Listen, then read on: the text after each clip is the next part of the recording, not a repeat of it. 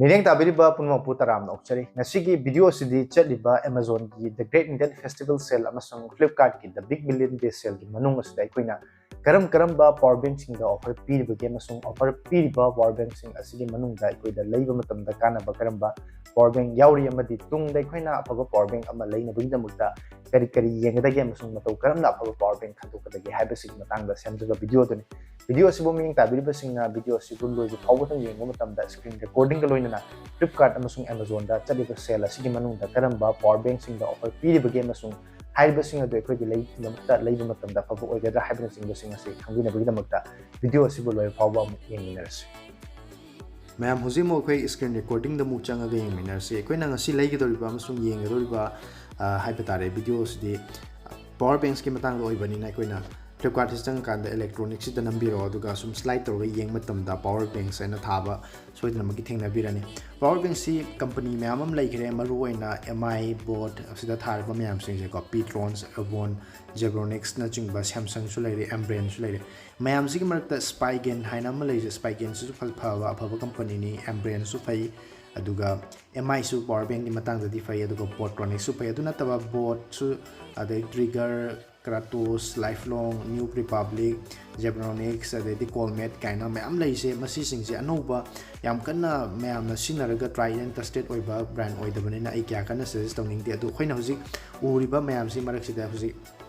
ama hekta da changchil ga yenga se buko hujik ki matam da power bank afam ma kamaina Khandokani haibase power bank ki size to di mayam gi apam gi matung ina leire mayam na power bank ki size haibadi battery ki mAh to ko ego battery ki mAh se kana gumna 10000 pamba yawi kana gumna 20000 adu gi hena chaw su pamba yengna ba 50000 pawba yengna ba yawi aduga hojiki matam da khaktana tana matam pumba da ikhoina travel to matam da domna kari gumba flight gumba da travel to biba taragadi 20000 mAh tagi hena chawbo itaragadi khoi flight ta puba yadabani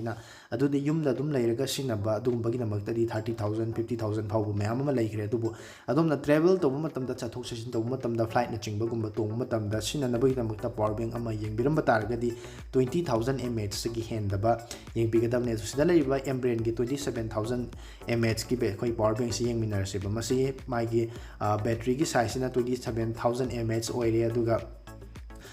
magi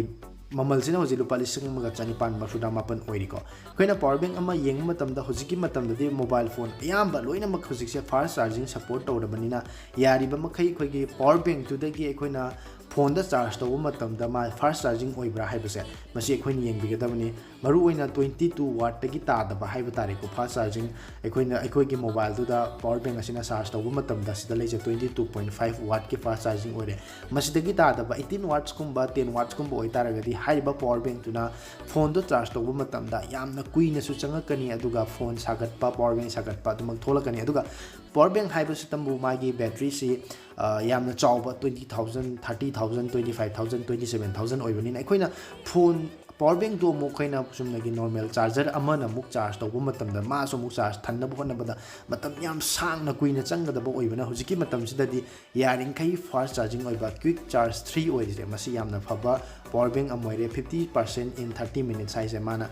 charge to bong ame duga device should be supported 20 watt fast charging high se high riba power bank se 20 watt ki mobile charger na mangda charge to ya have ne ko aduna akoina iPhone 14 je 5.8 times kumba charge to bong ame 3.8 times ultra Samsung Galaxy 23 ultra ka charge to bong ame hai je koina power bank ama koi ge mai ge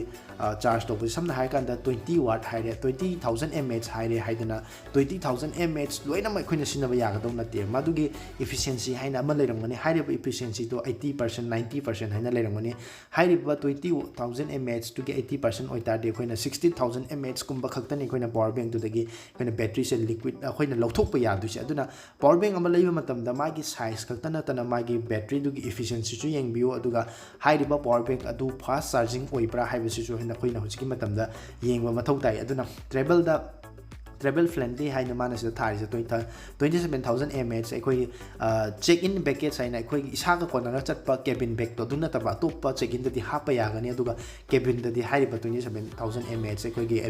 aviation rule gi matung ina puba ya roi duni ko aduna mayam sigumba sing su yengbiu aduga chatok chasin tawai taba yumda leiraga sinna ka taba adugumba power bank ama yengumba taragadi hairiba power bank to di adungi power limit to the adongi apambagi makha pole adu hojiki oina aina hojik mayam da uchariba embrain gi sida uriba 27000 mAh ki battery se design su yam phazare mamal su lupa lising amaga chamapan haise lowest price since loss masi offer gi price matam dani masi dagi hena di tara roi aduna masi adomna power bank afaba ma lei gi haina yengiram taraga di embrain haiba company si su afaba brand ama oibanina company ama oibanina masi leiba yengba yai aduga sida board ki su leire aduga atopa mayam ama brand mayamgi leire sin hai kan da mi gi power bank sin yeng ase bako mi gi power bank se hoji 20000 mAh se masi su yai leiba yaba hai tare design di mayam dum khangbira baduni mayam gi apam pam du design du di mayam gi makha yam pole sigi Xiaomi gi power bank se hoji 20000 mAh ki power bank se 33 watt ki power bank ni masi da leire se 33 watt ki sonic charge size ai gi phone gumba ta charge tawma tan mana 33 watt fawda dum charge output pi basu ngamani aduga masu masamak su 33 watt lokselaga charge tawba ngame aduna masigi phone power bank se charge tawba su khara thuna thanba ngamani aduga phone da gumba khoina charge taw tar ga su phone du su khara thuna charge tawba ngamagani aduna hojiki matam da tholai ba lupa lising 10 15 dagi horaga lupa atang basing di yamna mamal yam basing di yam khre aduga lupa lising 15 dagi horaga leiriba phone ayam ba hojiki matam da 33 watt 40 watt 55 watt 80 watt power gi fast charging loina mak yaw phone to oibani na khoina phone dugi normal masagi charger dagi mai lakba matam da electricity dagi charge to matam da pungkhai amada thanba to khoina adugi changna pamba adu yawna di charge to ding moi power bank khai bisi khoina emergency gi matam da phone adu switch off ta khidana ba madu backup pina ba natraga na khoina tour gumba ma chatpa picnic gumba ma chatpa matam da mai leita mafam da battery backup pina ba idam ta leiba yengbani na khoina hairiba power bank sina adu yawna charge thuna tawba ngamdraga su backup tu khara thuna piba ngamna bagi da makta yari makai fast charging 22.5 tagi ta da ba charge yengbigadabani aduga madudagi hena pikiba watt oi targadi khoina maman fanayam no hong taraga su battery gi mAh tuna fanayam no chawbo oi taraga su madu ai khoi leirubada husiki matam sida chanaba afaba power bank amadi oi roi hariba mi gi power bank su khoi gi short circuit protection reset protection over current protection aduga chip thermal ade mayama mai gi features mayam screen da uje loina mak pardaga su tum khangbiraba mi hariba company si gi power bank si hana tagi mayam ma ai gi channel sida su video da unboxing tawduna utkiba amasung mayamna su dum ka hena sina duna ta laaba yam trust oiba brand amoi banina masigi lupa lising amga chani panda uriba power bank si tu leibe yai aduga ikoi atopa brand amatanga yengki se ko ai ambrain gi su yengkhre aduga Samsung gi su leire Petron Portronics se mamang da su aina Portronics ke power bank ka unboxing tawduna ai channel sida su video ka sem da su onja khamni Portronics ke mu yenga se lupa chama ga yankhai gi changda fangi se 10000 mAh ni masidi masigi charging speed se soidana maki khara 12 watt khatang oi je chuna charging speed pick tharak pasida maman hong tharai ne baduna ekhoina masigum basing yaring ai hojiki matam da kya kanna masi prefer to biruranu aduga yaring khai di hariba power bank to gi charging se charge to se khara fast charging oiba aduga phone busu charge tawma matam da khara thuna charge tawba ngamba aduga hariba power bank dagi phone ta charge tawma matam da su amasung power bank du su charge tawma matam da khara thuna charge tawba ngamna bai damakta fast charging oiba sima yengbiro battery gi percentage to the magi mAh to the mamang da haja ki budu maina kana gumna 10000 oiba pamba yawi kana gumna 20000 oiba pamba yawi kana gumba mana 30 50 magi battery gi requirement gi matung ina pamba yawi madudi mayam gi apam pam gi matung ile aduga sida uriba last oina mi power bank se lupa lising amaga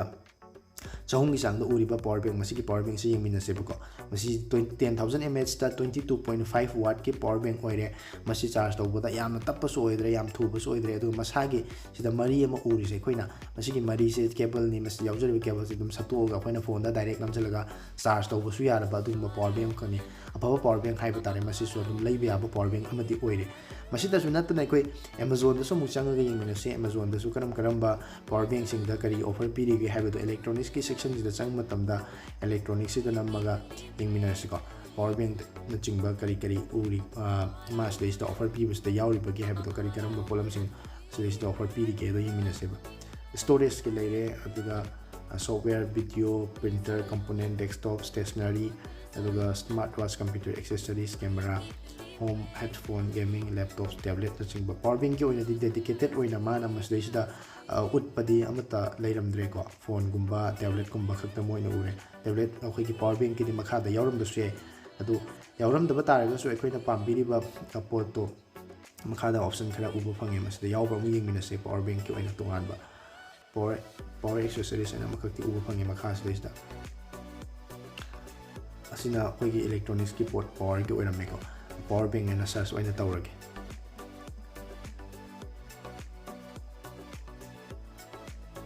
power bank se lai ko Embrain haiba company se dum phaba company oibane mayamna su maming yam toina tabiramagani aina su aisana su sinagraba aduga aigi channel se su Embrain gi oiba power bank yam su unboxing tawduna review tawkraba company ama su are mi gi su lai ko Amazon basic hari se se ama lai se simting yeminar se Amazon basic se Amazon masama ki company ni ko makoi masana sajaba kanoni aduga sida lai ba power bank se yam phaba ama oine ni khalle ko gi sida yauri se maning da round ko gi max se Apple gumba Samsung gumba gi wireless charging yauba phone sing dang te wireless charging ya duine 20 watt ki fast charging haisna phone normal da USB type C na gumba sinaraga charge to mutam da 20 watt ta charge tawani aduga 15 watt sina koi wirelessly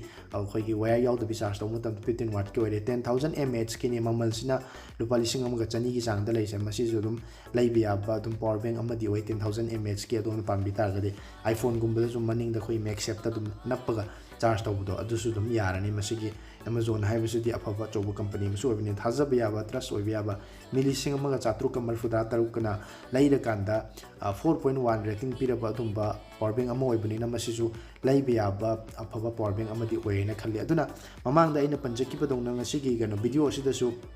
power bank kudi makta changdu na khoina power bank singje pharibra phatibra haina yengbagi mahuta adomna power bank ama leina bigi tambakta yengbiram bataragadi khwaidagi maru oina adomna pambiri basi 10000 mAh la 20000 mAh la natragana 30000 mAh la haibudu makhandok piro aduga power bank gi company singge maruk manungda mayamna thazaba yaba trust oiba adugumba mi gumba natragana ikoi gi sida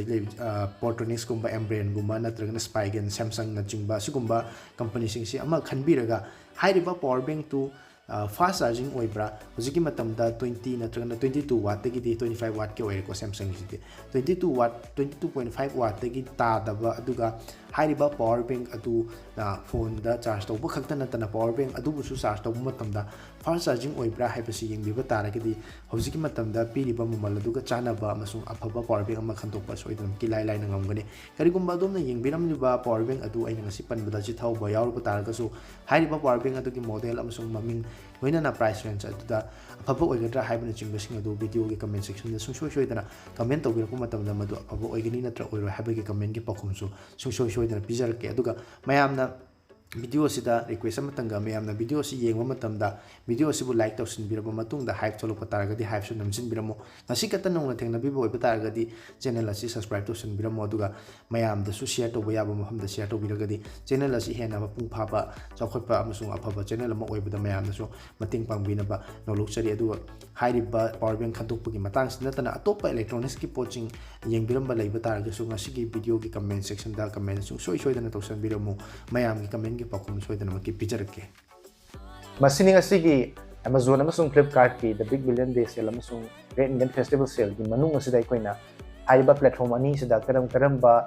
power bank sing da offer piribage amasung haiba power bank sing asi Leiba Yaba oiribra amadi afaba power bank matu karam na khandokudagi haibasing matang da semjaba screen recording da loinana semjaba video sibu ming tabiribra singna video sibu like to sing biramo like to buloiraga hype follow ko taragadi hype to namjin biramo channel sibu ngasida nongna thengna singna channel sibu subscribe to sing biduna tungdasu